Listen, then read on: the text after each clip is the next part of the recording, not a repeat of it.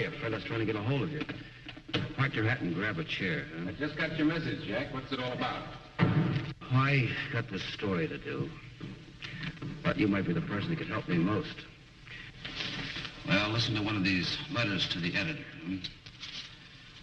The story here, Fred, but I'm afraid it's not a very good one.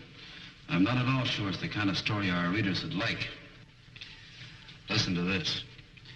Dear editor, usually I agree with your editorials, but your call for civil defense volunteers was nonsense. If this city is attacked, my plans are made, and they don't include waiting around to get killed. I'm going to take my family to a place in the country where we'll be safe.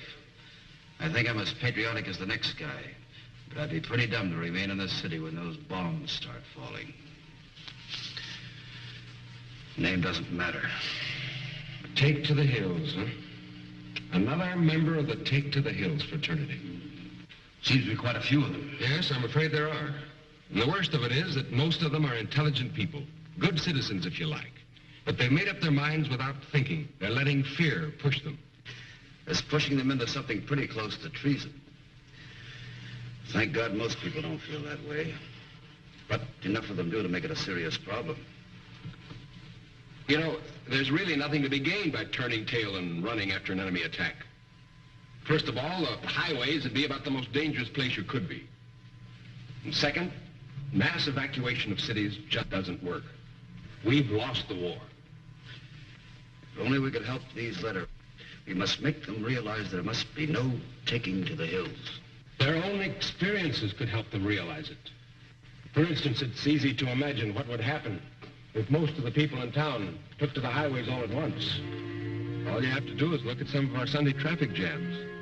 Unless people know better, an enemy attack would cause 100 times this many people to jam the roads. Add to that the desperate fear and panic that it'd be pushing the mob, and mister, you've got a catastrophe on your hands. The civil defense people are just being realistic and not planning mass evacuations. The roads have to be kept open for rescue and for firefighting equipment. That means every car which is not officially authorized will have to be stopped and moved out of the way. As long as I live, I won't forget what happened in the last war when some European people took the hills. I saw miles after miles of refugees trying to get away from cities under attack. All they did was choke up the road, so hardly anything could move. Even they couldn't get very far. This happened many, many times and in many different cities. It could happen in our cities. If this were tomorrow instead of yesterday, if this were our town and you or someone you loved were trapped inside of it, waiting frantically for help, that help would never come. The ambulances, rescue trucks, vehicles carrying supplies and equipment would be stopped cold in their tracks. They could never get through to help the injured, put out fires, bring plasma, bandages, and thousands of other things vitally needed in an enemy attack. Just as the roads must be kept clear, so must the depots, terminals, and airports. Every available kind of transportation will be needed for emergency work. We know that mass evacuation can never be permitted if only for one reason, an all-important one. The fact that every able-bodied person is needed in the city before as well as after an attack. Putting out fires, for example, will require help from everyone. We must realize that in modern warfare, city dwellers find themselves right in the front lines. After an attack, our first responsibility will be to keep our heads and get back to our jobs. For each of us has a job to do. And no matter what happens, the people of a city must be fed, clothed, supplied with electricity and heat.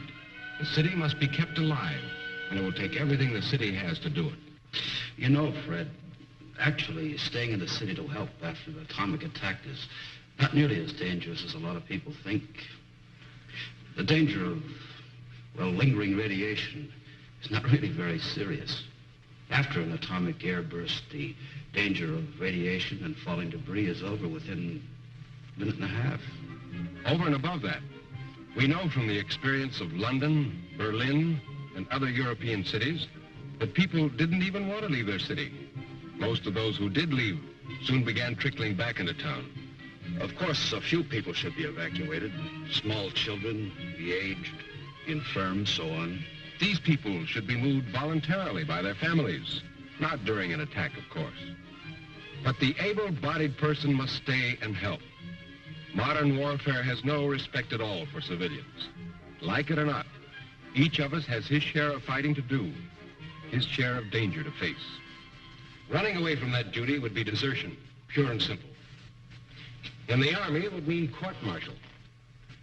As a civilian, it would not only be treasonable, but it would mean having to live with the knowledge that in deserting your responsibility, you failed yourself, your family, your friends, your city.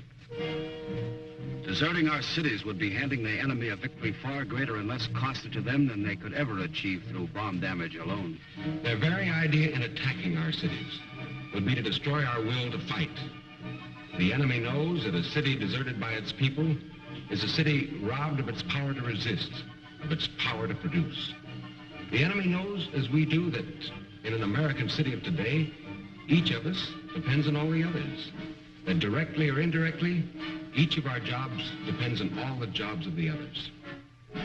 Our biggest job will be to continue putting out equipment and fighting gear our nation depends on.